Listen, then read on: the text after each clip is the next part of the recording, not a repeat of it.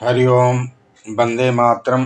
साथियों, मेरी कहानी दुर्घटनाग्रस्त उत्तराधिकारी का एक दूसरा भाग है जो दिल्ली गैंग रेप से संबंधित है। इस कहानी को आप लोग जब पूरी कहानी लास्ट तक देखोगे तो आप लोग समझ जाओगे कि हमारे समाज में गैंग रेपियों का प्रोडक्शन कैसे हो रहा है, कैसे पैदा होते हैं। तो कहानी शुरू होती है, एक लड़की की गैंग रेप हो जाती है। उसके बाद वो लड़की हॉस्पिटल में दाखिल हो जाती है और हॉस्पिटल में जब दाखिल हो जाती है, उसका उपचार शुरू हो जाता है। तो हमारा हमारा समाज, हमारी पब्लिक की प्रक्रिया, उस समय प्रतिक्रिया क्या हो जाती है। नवंबर मास का दूसरा सप्ताह, रात के 10 बजे दिल्ली का रामलीला मैदान हजारों की संख्या में युवक युवतियों से भरा हुआ। वातावरण कोहरे से ढका हुआ है। हाथों में मोमबत्ती और मशाल जुलूस लिए लोग नारे लगा रहे हैं। उसी समय जब भीड़ कहीं भी परिपाटी चल गई है, कहीं भी भीड़ जब इकट्ठी होती है तो इलेक्ट्रॉनिक मीडिया कर्मी, मीडिया भाई हमारे आ ही जाते हैं। उसी समय एक मीडिया कर्मी पहुंचता है। उस मीडिया कर्मी का नाम उग्र सिंह रहता है। वो अपना वक्तव्य देता है। आज की ताज़ी खबर, आज की ताज़ी खबर, आज की ताज़ी खबर। दिल्ली शहर में कल देर रात्रि 4 दरिंद्रों ने चलती हुई बस में एक युवती के साथ गैंग रेप किया। मैं कैमरामैन उग्र सिंह, उपद्रव चैनल, रामलीला मैदान, नई दिल्ली से। वो कहता हुआ वो आगे निकल जाता है। फिर उसके पीछे दूसरे चैनल का, दूसरे कंपनी का कैमरामैन लगा रहता है। उसका नाम रहता है अफलातून। वो कहता है, आफत, आफत, आफत, आफत। देश की राजधानी में नारी असुरक्षित, बस के अंदर सामूहिक बलात्कार। मैं कैमरामैन अफलातून, टीआरपी चैनल, नई दिल्ली से। वो भी आगे बढ़ जाता है। फिर तीसरा कैमरामैन आता है। वो उसका नाम आलोचक पांडे रहता है। वो बोलता है, सावधान, सावधान, सावधान। बीच शहर में खुले सड़क पर दरिंद्रों का तांडव। शासन प्रशासन चैन की नींद सो रहा है। मैं कैमरामैन आलोचक पांडे, विपक्ष न्यूज चैनल, संसद मार्ग, नई दिल्ली से। वो भी भीड़ को चीरता हुआ आगे बढ़ जाता है। फिर चौथा कैमरामैन आता है। उसकी प्रक्रिया क्या होती है, उसका नाम मित्रों तूफान सिंह रहता है। वो कहता है, अब जनता शांत नहीं बैठेगी, सरकार को अब जागना ही होगा। मैं कैमरामैन तूफान सिंह, तोड़ फोड़ चैनल, रामलीला मैदान से। तो इस तरह वो भी आगे बढ़ जाता है।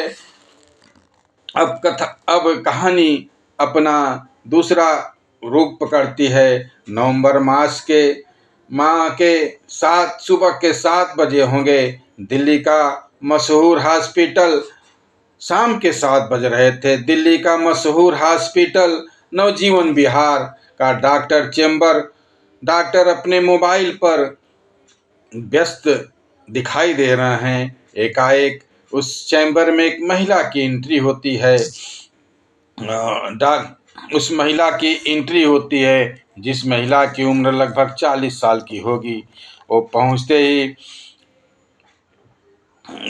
वो डॉक्टर नीरज सेट पर मोबाइल से बात करते हुए कर रहे हैं, okay okay okay Netaji, okay, आप चिंता मत करें, मैं सारा माहौल संभाल लूँगा। आप आराम से चैन की नींद सोइए प्लीज़। फिर उस महिला की एंट्री होती है। डॉक्टर नीरज बोलते हैं, बैठिए प्लीज़, कहिए कैसे आना हुआ। उस महिला का नाम कुमारी प्रभा रहता है। वो कहती है, डॉक्टर नीरज, गैंग रेप की शिकार ज्योति हमारे जन कल्याण सेंटर की छात्रा है, हम उनसे मिलना चाहते हैं। डॉक्टर नीरज कहते हैं, ओके मैम, लेकिन पेशेंट सीरियस है, कुछ भी हो सकता है। फिर कुमारी प्रभा कहती है, प्लीज़ डॉक्टर, कुछ होने के पहले हम एक बार उससे अवश्य मिलना चाहते हैं। सर, फांसी के फंदे पर लटकाने के पहले भी हमारा कानून मुजरिमों की अंतिम इच्छा जरूर पूछना चाहता है। हो न हो हमारी पेशेंट, हमारी बहन सीरियस है, उसके साथ कुछ हो जाए उसके पहले मैं उससे उसकी अंतिम इच्छा जरूर जानना चाहूँगी। डॉक्टर नीरज मुस्कुराते हुए, ओके मैम, आपके वाक चक्रव्यूह में को कौन तोड़ सकता है। फिर वो दोनों लोग आगे हॉस्पिटल का आईसीयू कमरा, वेंटिलेटर पर पड़ी लेडी पेशेंट, चेहरे पर ऑक्सीजन सिस्टम, बॉडी सफ़ेद चादर से ढका हुआ है। प्रभा, उस पेशेंट जो इसके साथ बलात्कार हुआ था उसका नाम सौदामिनी रहता है।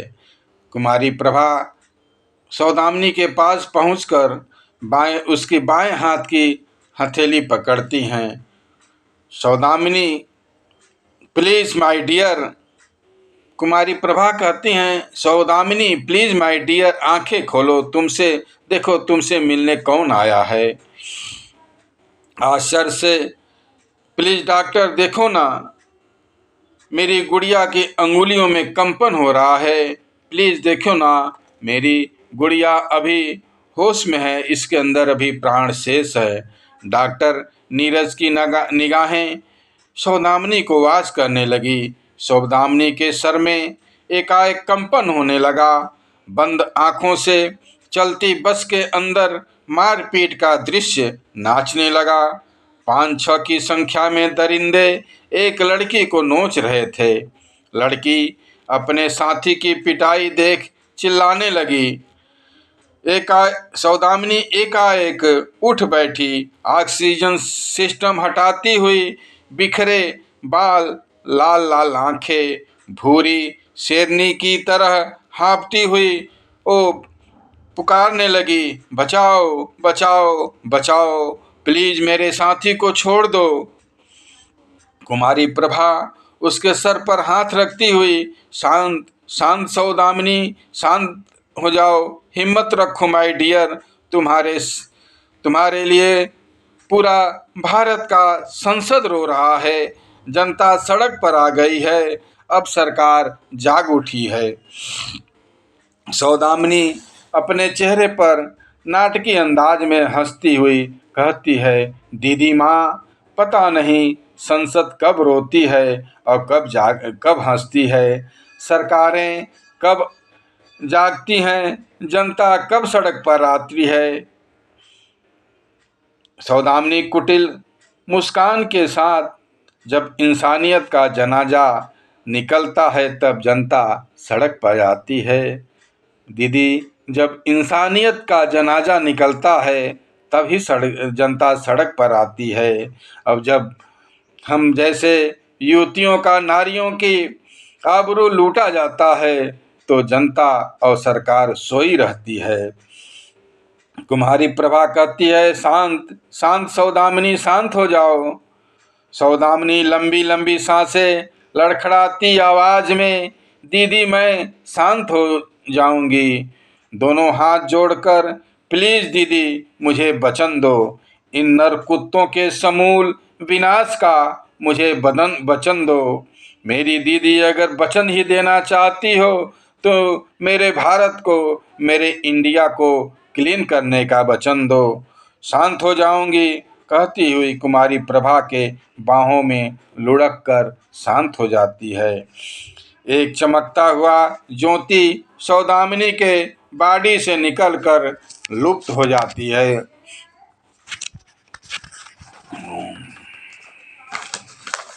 संध्या का समय हॉस्पिटल नवजीवन विहार के बाहर हजारों की संख्या में युवतियां, शहरी लोग हाथों में मशाल व मोमबत्तियां लिए मौन जुलूस निकाल रहे हैं। एकाएक वातावरण में डरावने वाली संगीत गूंजने लगी। आकाश से बिजलियां तड़कने लगी। हवा के झोंकों से मशाल व मोमबत्ती बूझने लगी। रोड लाइटें बूझने लगी। जहां तहां कुत्तों के रोने की आवाज गूंजने लगी। कतारों में खड़ी भयभीत भीड़ इधर उधर भागने लगी। देखते ही देखते पूरे शहर में सन्नाटा छा जाता है। मेरे प्यारे मित्रों, मेरे देशवासियों, ये मेरे कहानी का क्रम और आगे अनवरत चलता रहेगा। लास्ट तक आप जरूर देखिए। अब इस कहानी को अधिक से अधिक भी शेयर करने का आप प्रयास जरूर करें, क्योंकि आपके थोड़े से प्रयास से समाज में बहुत बड़ा सुधार हो जाएगा। क्योंकि ये कहानी लास्ट में स्पष्ट करती है कि दुराचारियों का, गैंग रेपियों का ये प्रोडक्शन कैसे होता है, ये कैसे पैदा हो रहे हैं। जय हिंद, जय भारत, वंदे मातरम, हर हर महादेव।